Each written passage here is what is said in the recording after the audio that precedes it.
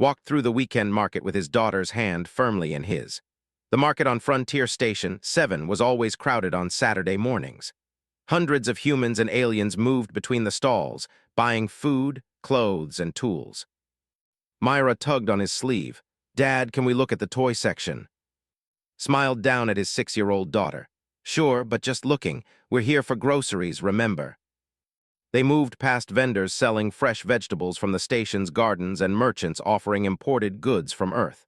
The smell of cooking food mixed with the metallic scent of the station's air systems. Had lived here for 3 years, ever since taking the construction job. After his wife died, he needed a fresh start. This Frontier Station had given him that. The toy section was near the back of the market. Bright colors and flashing lights drew children like moths to flame. But Myra stopped before they reached the main toy vendors. She pulled toward a small figure sitting on the ground. "Dad, look." Saw what had caught his daughter's attention. A small alien child sat alone on a dirty blanket. Scattered across the blanket were perhaps a dozen worn toys. A wooden spaceship with a broken wing, a stuffed animal with missing fur, a few colored blocks. The child's head was down, staring at the ground. Recognized the species immediately. A dragon. The child had purple scales that looked dull and dirty. Small horns poked from his head, barely developed. He wore torn clothing that hung loose on his thin frame. The child couldn't have been more than 4 years old. "He looks sad," Myra whispered. Knelt down to his daughter's level. "Stay close to me, okay?" They approached the small dragon child. Up close, could see more details that made his chest tighten. Bruises marked the child's arms. His golden eyes were sunken, showing clear signs of hunger. The toys spread before him were clearly treasured possessions, yet here he was, trying to sell them. "Hello," said gently. "Are you selling these toys?" The dragon child flinched at the sound of his voice. He looked up with wide, fearful eyes. After a moment, he nodded slowly. Myra stepped closer, ignoring her father's protective hand. "I like that spaceship. How much does it cost?" The child's voice was barely a whisper. 5 credits. Pulled out his wallet and handed the child a 10-credit chip.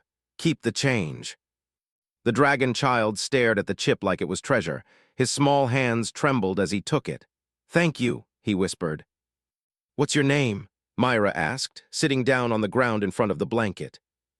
"Myra, don't sit on the dirty ground," said, but his daughter ignored him. The child answered. His voice was rough, like he hadn't spoken much recently. "I'm Myra, and this is my dad. Where's your family?" His face fell. He looked back down at his toys. "They left."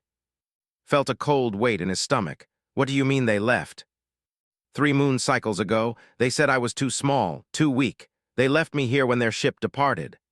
His voice held no emotion, as if he had accepted this fact completely. Stood up and looked around the market. No adult dragon was watching this child. No one seemed to care that a small child was sitting alone, selling his possessions to survive. "Have you eaten today?" asked. Shook his head. "When did you last eat?" "Yesterday, a kind woman gave me half a sandwich." "Made a decision. Pack up your toys, we're getting you some food." Looked confused. "But I need to sell them, I need credits for food." "You can sell them later, right now you need to eat." His voice was firm but gentle. Gathered his toys with shaking hands and stuffed them into a small, worn bag. Noticed the child moved slowly, as if every motion took effort. Myra took his hand without hesitation, and the dragon child seemed too surprised to pull away. They walked to a food vendor that sold hot meals. Ordered a large portion of rice, meat, and vegetables. When the food arrived, stared at it like he couldn't believe it was real. "Go ahead," said, "eat."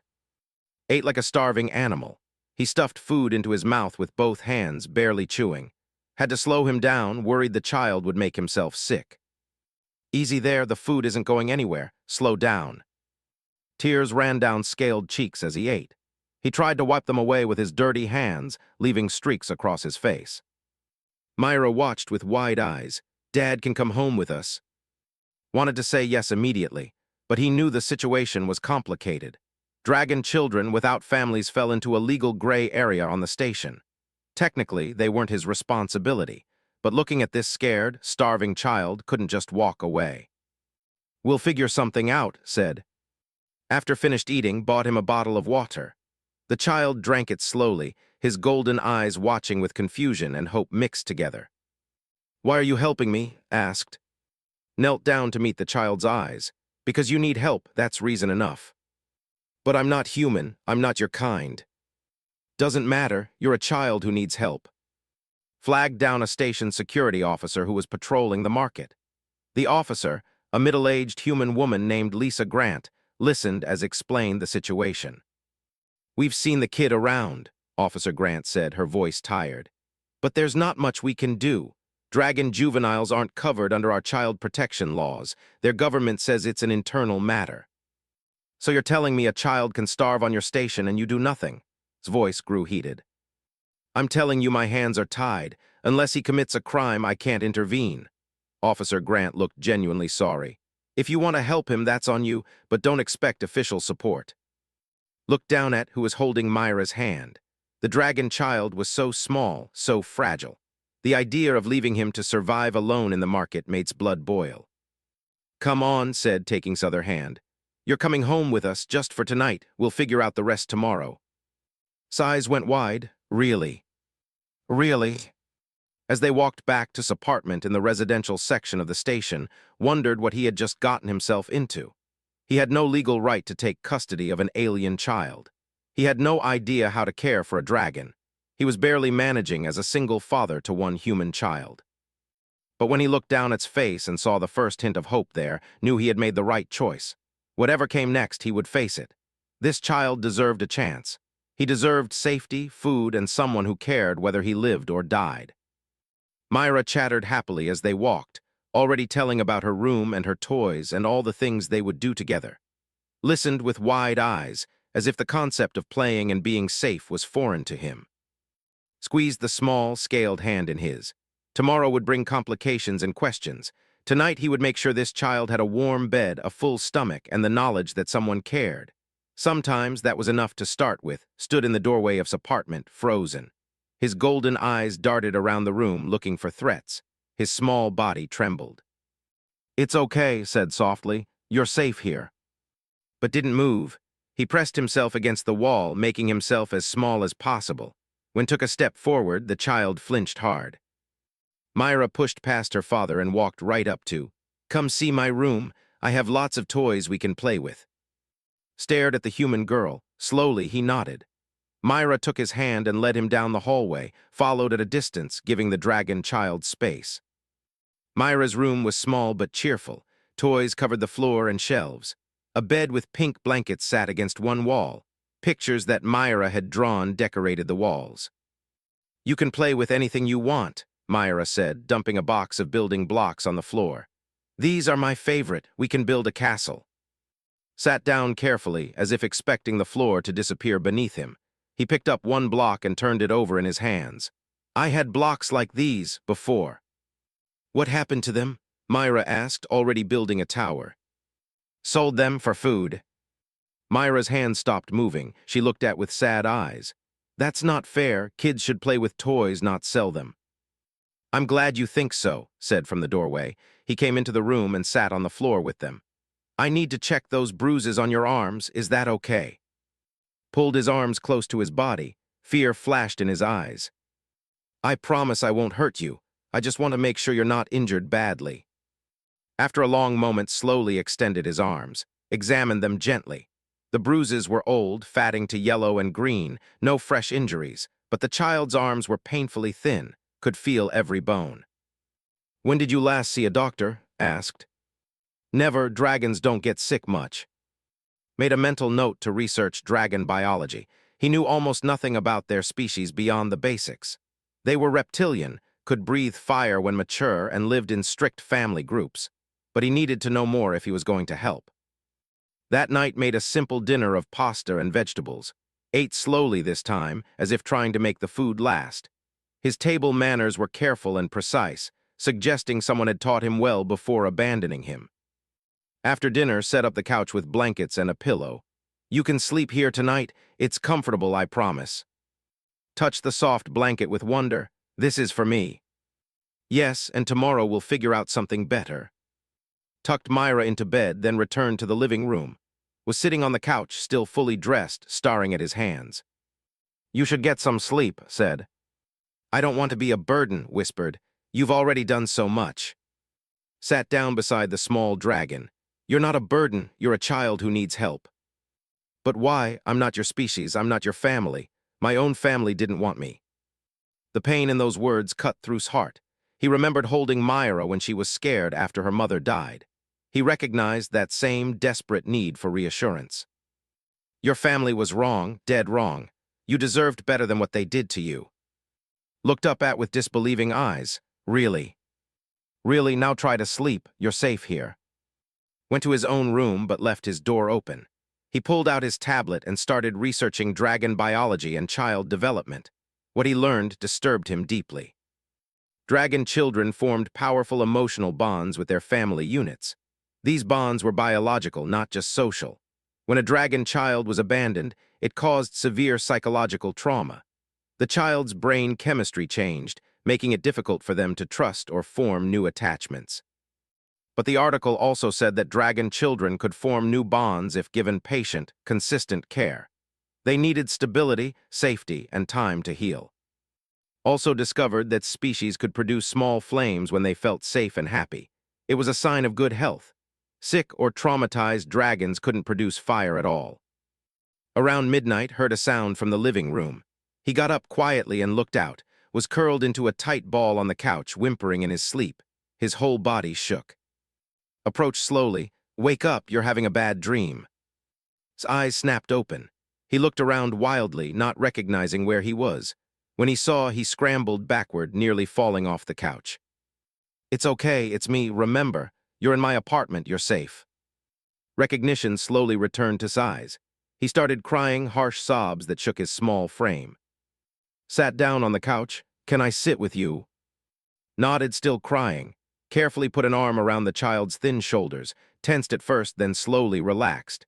He leaned into his side, seeking comfort. I dreamed I was back in the market, said between sobs. Cold, hungry, alone. You're not alone anymore. Not tonight, not tomorrow, I promise. But you'll send me away eventually. Everyone does. Thought about his options. He could take to child services in the morning. They would probably place him in some alien youth facility if they bothered at all, or could do something crazy, something that might get him in trouble but felt absolutely right. What if I didn't send you away? Said. What if you stayed here? Pulled back to look at his face. You mean it? I mean it. I don't know how we'll work it out legally, but I'm not going to abandon you.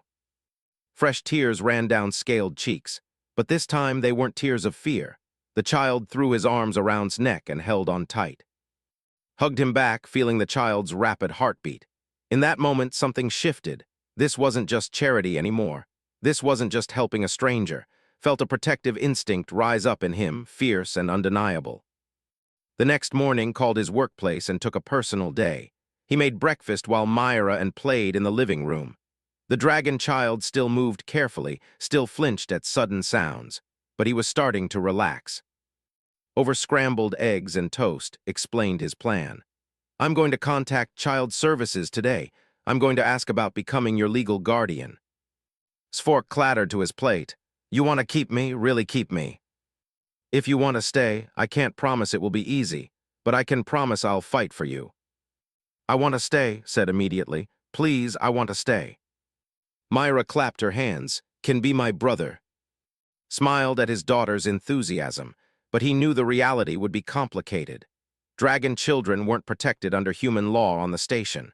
Their own government had abandoned them to their fate. Getting legal custody might be impossible. But when looked at his hopeful face, he knew he had to try. He made calls throughout the morning. Child services told him they had no jurisdiction over alien children. The Dragon Embassy refused to speak with him. Station legal services said the situation was unprecedented. Finally, found a lawyer named Price who specialized in unusual cases. She agreed to meet with him that afternoon. While was on the phone and Myra built towers out of blocks, heard Myra's laughter and his quiet voice joining in. The sound made him more determined. By the end of the day, had learned several things. First, no human had ever tried to adopt a dragon child before. Second, the dragon government considered abandoned children to be non-entities with no rights. Third, this was going to be a long, difficult fight. but also learned something else. When he tucked into the couch that night, the dragon child looked at him with complete trust. For the first time since being abandoned, felt safe, and that made everything worth it. Price looked over the documents on her desk and frowned. The lawyer was in her 40s with sharp eyes and a reputation for taking difficult cases. She had listened to Story without interrupting. Now she was silent, thinking. "This is going to be complicated," she finally said. "You understand that, right?"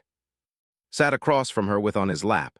The dragon child had refused to stay home, clinging to side whenever they went anywhere. 2 weeks had passed since that day in the market, had gained a little weight. His scales looked brighter, but he still had nightmares every night. "I understand," said, "but I'm not backing down." Nodded slowly.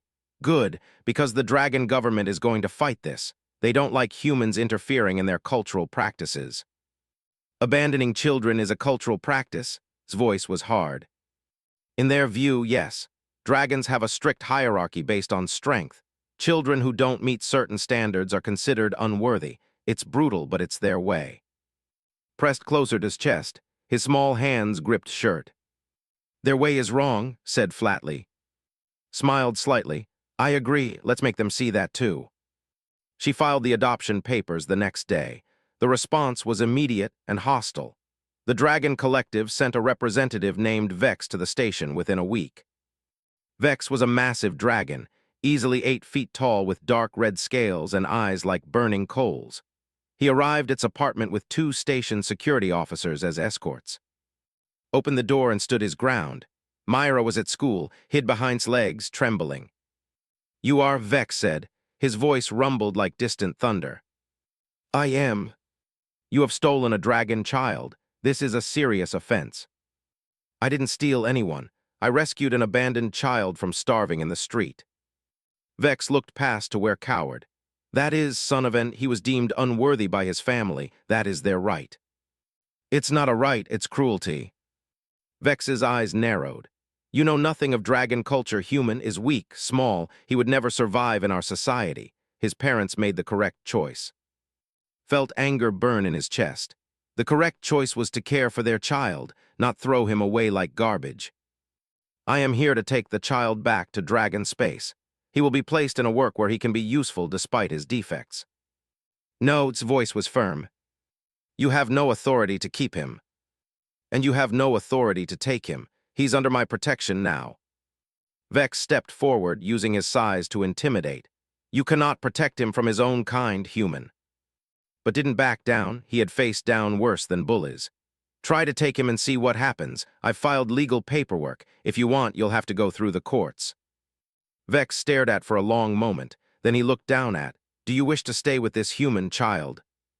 Peeked out from behind his legs. His voice was tiny but clear. "Yes, is my papa now."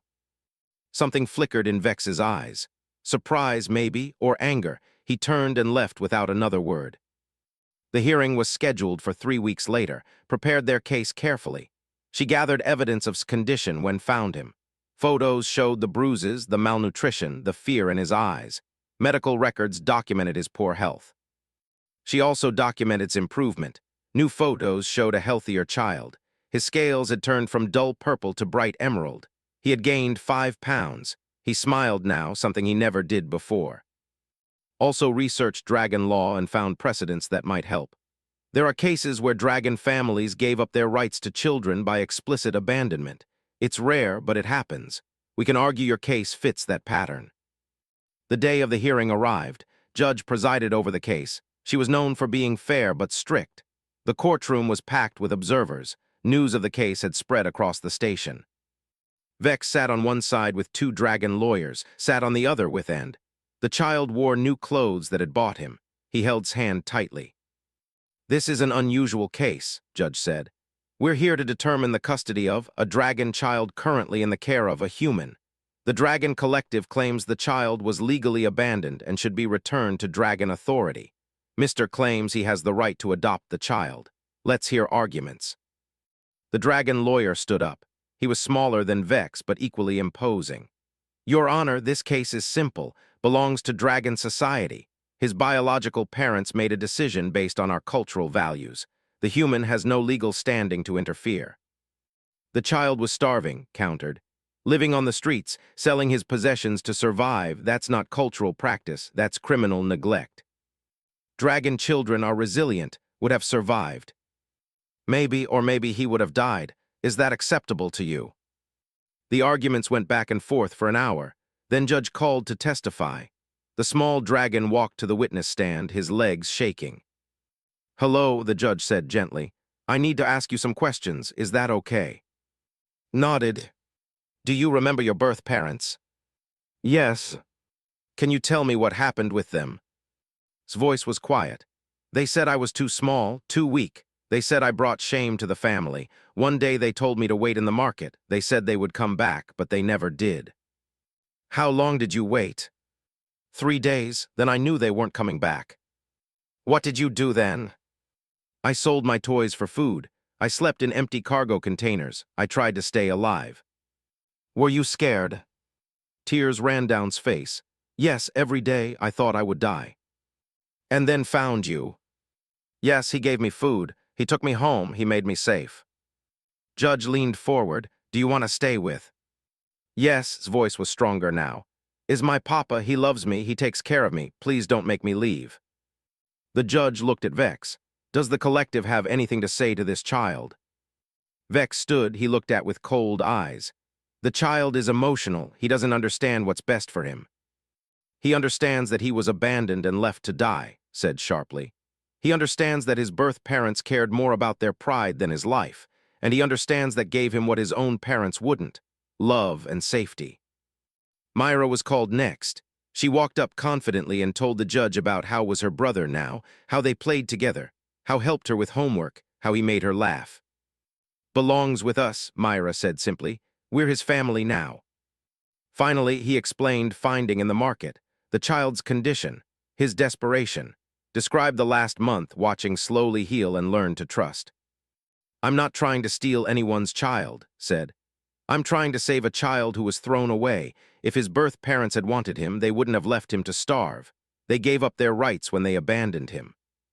"But you're not even the same species," the dragon lawyer argued. "How can you properly raise a dragon child?" "I'm learning every day. I research dragon biology and culture. I talk to other dragons who don't believe in abandoning children. I do whatever it takes because that's what parents do." Judge took a recess to consider her decision.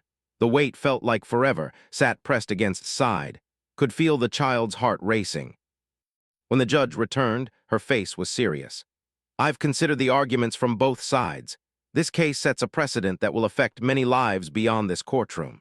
The question isn't whether Mr. is the same species as. The question is whether biological parents retain their parental rights after abandoning him for an extended period." She paused. "The evidence shows clear abandonment. The child was left without support, care, or contact. He was forced to survive alone in dangerous conditions. In human law, this would be criminal neglect. I see no reason why different standards should apply simply because the child is not human." Vex stood up. "Your Honor, you cannot apply human law to dragon culture." "I'm not applying human law. I'm applying basic standards of child welfare that should transcend species. A child's right to safety and care is universal." Judge looked at. "This child has the right to be with someone who will protect and care for him. That person is." She banged her gavel. "I'm granting temporary custody to with the intention of full adoption once proper procedures are complete. The Dragon Collective's claim is." Burst into tears. He threw himself into his arms, held him tight, his own eyes wet.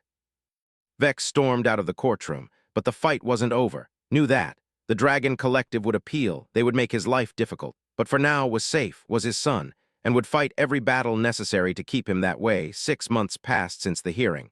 Life had found a new rhythm in the household, officially adopted through the station's legal system. The dragon child was now legally his son. Had changed dramatically. His scales were bright emerald now, shining with health. He had grown 3 inches and gained 15 pounds. His laugh filled the apartment regularly. The nightmares still came sometimes, but less often. Enrolled in school with Myra. It was time for the child to have a normal life, or as normal as possible for a dragon being raised by humans. The first day of school was nerve-wracking. Walked both children to the station's education center. Myra bounced with excitement, gripped hands so tightly it hurt. You'll be fine, said. Myra will be right down the hall if you need anything. What if the other kids don't like me? Asked. Then they're missing out on knowing an amazing kid, but I think you'll make friends. Was wrong. The first week was hard. Most of the other children were human with a mix of various alien species. The dragon children in the school were from traditional families. They had heard about the weak dragon being raised by a human. On the third day, came home with a torn shirt and scratches on his arms. Felt his protective instincts flare immediately. What happened? He demanded. Looked down. Some dragon kids said things about me, about you. I tried to ignore them, but they pushed me. What kind of things did they say? They said I'm weak, that no real dragon would live with humans, that you're not a real parent. His voice cracked. They said their parents told them I'm a disgrace. Knelt down to meet eyes. Listen to me. Those kids are repeating what they've been taught. They're wrong. Being strong isn't about how big you are or how much you can push others around. Real strength is about courage, kindness, and standing up for what's right. But I am small. I am weaker than other dragons my age. So what? You survived 3 months alone on the streets. You had the courage to trust again after being abandoned. You're learning 2 languages and doing well in school. That takes real strength. Thought about that? I never thought of it that way. Well, start thinking of it that way. You're stronger than they'll ever be. The bullying continued for another week. Then something changed. A human boy named Chris Parker started eating lunch with. Chris was quiet and liked reading, just like. They bonded over books about space exploration. One day got called to the school. The principal, a stern woman named Helen Oakes, met him in her office. Sat in a chair, looking scared but defiant. Mister, your son was involved in an altercation today, Principal Oakes said. Looked at what happened. A dragon boy named was picking on Chris, explained. He pushed Chris down and called him weak, so I told to stop. And then, Principal Oakes prompted. Said I was just a pet human who didn't understand dragon strength. He said his family could crush mine anytime they wanted. Eyes flashed with anger. So I challenged him. Felt pride and concern mixed together. You challenged him to what? A strength contest. Dragon children settle disputes that way sometimes. Principal Oakes continued the story. The 2 boys went to the gym, is bigger and older. Everyone expected him to win easily. But I didn't fight the way he expected, said. A small smile crossed his face. He tried to use brute force. I used strategy. You taught me that, Dad. You said being smart is better than being big. And asked. 1, Principal Oakes said. He didn't hurt badly, just embarrassed him. Now's parents are upset, saying their son was humiliated by a defective dragon raised by humans. Sighed, of course they are. Are you punishing? No, started the confrontation, defended his friend. However, I'm concerned about the growing tension between dragon families and your family. This situation could escalate. Let it escalate, said. I won't tell my son to back down from bullies. Back home, high-fived. I'm proud of you for standing up for your friend, but be careful. Some people won't like that you won. I know, but Chris is my friend. I couldn't let hurt him. That's the kind of strength that matters. But Principal Oakes was right to be concerned. The situation did escalate. His parents complained to the Dragon Collective. They claimed was a bad influence, teaching weak values to dragon children. They demanded be removed from the school. The Dragon Collective put pressure on the station administration. They threatened to reduce trade if wasn't controlled. The station's governor called into a meeting. Governor Martinez was a tired man with too many problems. Mister, I support what you did for, truly, but the dragons are making life difficult. They're threatening to cut their trade agreements. So you want me to pull from school, keep him hidden? His voice was hard. I'm asking you to be reasonable. Maybe homeschool him for a while, let things calm down. No, my son has the right to attend school like any other child. I'm not hiding him because some people don't like him. This could affect the entire station's economy. Then the station needs to grow a backbone, said bluntly. You can't let bullies dictate policy. Governor Martinez looked pained, but he nodded. You're right, I'll try to hold the line, but this isn't over. It wasn't, started facing pressure at work. His boss, a man named Vincent Shaw, called him in for a private conversation. You're a good worker, one of my best, but the company is getting pressure from our dragon clients. They don't want to work with us if we employ you. So you're firing me? Felt cold. No, not yet, but I need you to understand the position we're in. If this continues, I might not have a choice. Went home angry and worried, but he found something waiting that made him smile. A crowd of neighbors stood outside his apartment building holding signs. We support the family. Dragon rights are children's rights. For Father of the Year. His neighbor, an elderly woman named Ruth Carter, approached him. We heard what's happening. We wanted you to know you're not alone. What you did for matters. Don't give up.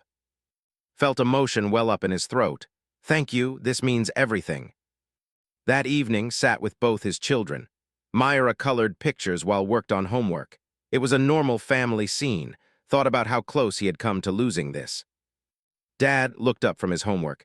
Do you ever regret taking me in? I've caused you so many problems. Pulled into a hug.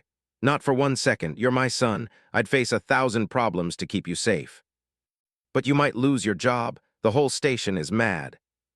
Some of the station is mad, but look outside. See all those people supporting us. They understand that what's right matters more than what's convenient. Myra joined the hug. We're a family. Families stick together. 2 weeks later, something unexpected happened. A dragon child from school came to their apartment with her parents. The girl was small-like, with silver scales and shy eyes. Her parents, both dragons, looked uncomfortable but determined. The father spoke. This is my mate and our daughter. We've watched what you've done for it. Gave us courage. Courage for what? Asked. Is like small, considered weak by traditional standards. We've hidden her, protected her, but feared for her future. Seeing thrive has shown us another way is possible. His voice grew stronger. We want to support your family, publicly. Other dragon families feel the same but are afraid to speak. Felt hope bloom in his chest. How many families? 15 so far. We're organizing. The Dragon Collective doesn't speak for all dragons. Many of us believe the old ways are wrong. We want change. That night and played together. Watched 2 small dragon children laugh and build with blocks. He thought about how one act of kindness had grown into something bigger. The movement was starting, slowly, carefully, but starting, and would be there to support it every step of the way. The message arrived on a Tuesday morning. Was making breakfast when his communication tablet beeped with an urgent notification. He picked it up and felt his blood run cold. Ent's birth parents had arrived on the station. They were demanding their son back. Immediately called Price. The lawyer listened to his explanation and swore under her breath. I was afraid this might happen, she said. Has become famous. There have been news stories about him across the galaxy. A dragon child thriving under human care, becoming a symbol for reform. His birth parents probably see an opportunity. An opportunity for what? Honor, recognition. If they reclaim a heroic child, they gain status in dragon society. They don't want back because they love him. They want him because he's valuable now. Felt rage build in his chest. They abandoned him. They left him to die. They don't get to just take him back. Legally, they might have a case. Dragon law gives biological parents significant rights, even after abandonment if they claim they've changed their minds. What about what wants? That will matter, but we need to prepare for a fight. Broke the news to that evening. The dragon child's reaction was immediate and visceral. He started shaking. His breathing became rapid and shallow. No, gasped. No, no, no, they can't take me. Papa, please don't let them take me. Pulled into his arms. I won't, I promise. They'll have to go through me first. They'll say things, they'll act like they care now, but they don't. They never did. His voice broke. They stopped being my parents when they left me in that market. Myra came into the room and hugged her brother. We won't let them take you. You're ours. The hearing was scheduled for the following week. Prepared their defense carefully, but she warned the situation was dangerous. Dragon law is complicated. If in claim they made a mistake and want to reconcile, some judges will give them a chance. The biological parent bond is considered sacred in their culture. Even when those parents abandon their child and let him starve. Even then, they'll argue they were following cultural tradition and didn't understand how it would affect. They'll say they've grown and changed. Worked with every day to prepare him for the hearing. The child would need to testify again. He would need to face his birth parents and speak his truth. I'm scared, admitted the night before the hearing. What if they're convincing? What if the judge believes them? Then we appeal, we fight, we don't give up. But you need to tell the truth. Tell the judge how you felt when they left you. Tell them what your life has been like here. Let them see who you really are. The courtroom was packed the next day. More people had come than for the first hearing. The case had attracted galactic attention. News reporters from a dozen worlds waited outside. Judge presided again. She looked stern as she called the court to order. This is a continuation of the custody case regarding the child's biological parents have petitioned to regain custody. Let's proceed. And entered the courtroom. They were impressive dragons, tall and powerful with deep blue scales. They wore formal clothing and carried themselves with dignity. They looked nothing like the monsters had imagined. Their lawyer stood and spoke smoothly. Your Honor, my clients deeply regret their past actions. They were following cultural traditions they now recognize were harmful. They've counseling and education. They understand the pain they caused their son. They wish to make amends and restore their family. Stood, his voice was deep and seemed sincere. I was wrong. I see that now. I followed the teachings of my ancestors without questioning whether they were right. My son deserved better. I want the chance to give him the love and care he should have received from the start. Spoke next, tears in her eyes. I think about every day. The guilt I feel is overwhelming. I abandoned my child, but I've changed. I've learned. Please give me the chance to be the mother I should have been. Watch's reaction. The dragon child was pale, his hands gripping his arm tightly. He looked terrified. Cross-examined the birth parents. You say you've changed. When did this change occur? About 6 months ago, answered. We heard about success. It made us realize what we'd lost. So you became interested in your son when he became famous, when news stories were written about him. We became interested when we saw he was thriving. It made us question our choices. Convenient timing, said dryly. Your son suffered for months on the streets. He nearly died. Where was this guilt then? We didn't know his situation, said. We thought he would find his way to a work. We didn't realize he was alone. You left a 4-year-old child in a market and drove away. What exactly did you think would happen? The birth parents had no good answer to that. Then it was time for to testify.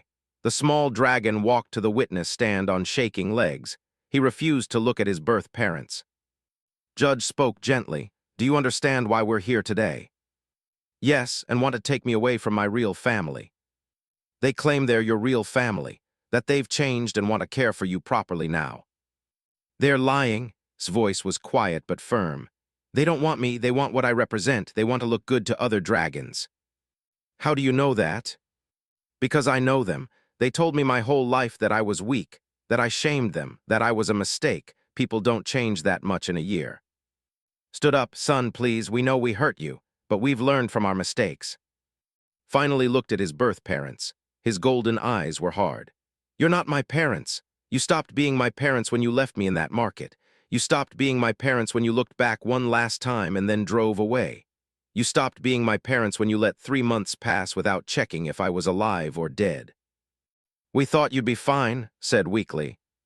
I wasn't fine. I was starving. I was cold. I was so scared every single day. I sold everything I owned just to eat. I slept in cargo containers and hoped no one would hurt me. His voice grew stronger. And you knew that would happen. You didn't care. You wanted me gone. We were wrong, said. We're sorry. Sorry isn't enough. Sorry doesn't erase what you did. Found me when I was dying. He fed me. He kept me safe. He held me when I had nightmares. He fought for me when everyone said he shouldn't. That's what parents do. And you'll never be that for me because you had your chance and you threw it away. The courtroom was silent. Even the birth parents seemed shocked by his words. Judge spoke. If I allowed you to return to, and would you go willingly? No, I would run away first. I would hide.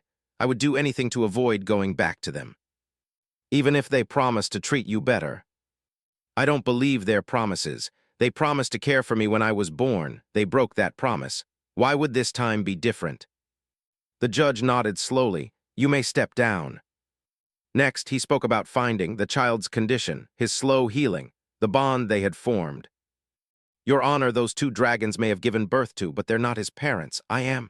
I'm the one who's been there for him every day. I'm the one who knows he likes his eggs scrambled, not fried, that he has nightmares about being cold, that he's brilliant at math but struggles with reading, that he hums when he's happy and goes quiet when he's scared.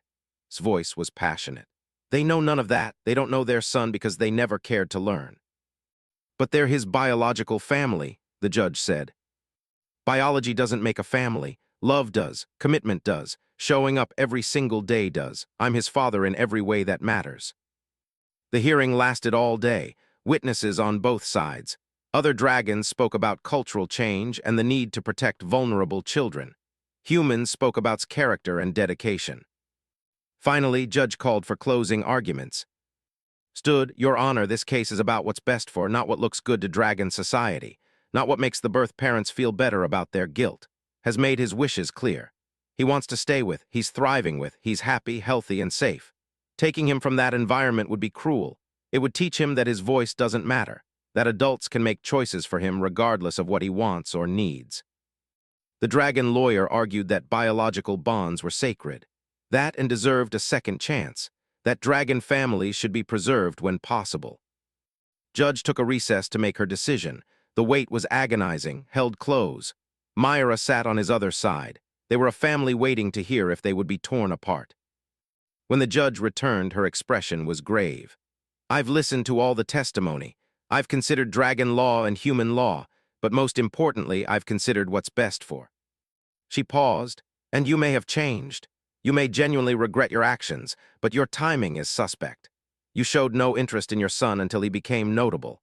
You made no effort to check on him during the months he struggled alone. And most critically, your son has made it absolutely clear he doesn't trust you and doesn't want to be with you. Held his breath. This court recognizes that best interests are served by remaining with. The adoption is finalized and permanent, and you are barred from contact with unless he requests it as an adult. This ruling is final. Burst into tears, hugged him tightly. Myra cheered, the courtroom erupted in applause. Judge banged her gavel. Furthermore, this case establishes precedent. Abandoned children across all species under this station's jurisdiction are now protected under child welfare laws. Abandonment nullifies parental rights. This ruling will be submitted to the galactic courts for consideration as universal law. Looked at, she was smiling. They had done it. They had won. 1 year later, stood in his living room watching 3 children play together. Now 8, helped his sister Myra with a school project. In the corner, 2 other children worked on building blocks. A small reptilian child named Tix and a furry mammalian child named. Both had been abandoned by their families. Both had found their way to. Had become known across the station. When abandoned children were found, people brought them to him. He couldn't turn them away. So his family grew, 3 children now with plans to foster more. Price visited that evening. She brought news. The galactic courts accepted your case as precedent. Child abandonment laws are changing across multiple species. There are support networks forming, foster systems being created. You started something. Watched laugh as he played with his siblings. The dragon child was confident now, strong, happy. His scales gleamed emerald bright. He was everything his birth parents said he could never be. I just wanted to help one kid, said quietly. You did, and in helping him you helped thousands more, smiled. That's the thing about doing the right thing, it spreads. Looked over and saw watching. He ran over and hugged his father tightly. I love you, Papa. I love you too, son. And in that moment, knew that every fight, every challenge, every difficult day had been worth it. He had saved a child. But in truth, that child had saved him too, had reminded him what it meant to fight for something that mattered, to stand up for those who couldn't stand up for themselves, to choose love over fear every single time. The family went back to their evening routine. Dinner was chaotic with 5 people. Bedtime was a long process with 3 children needing stories and goodnight hugs, but it was perfect. It was family, and that was all that mattered.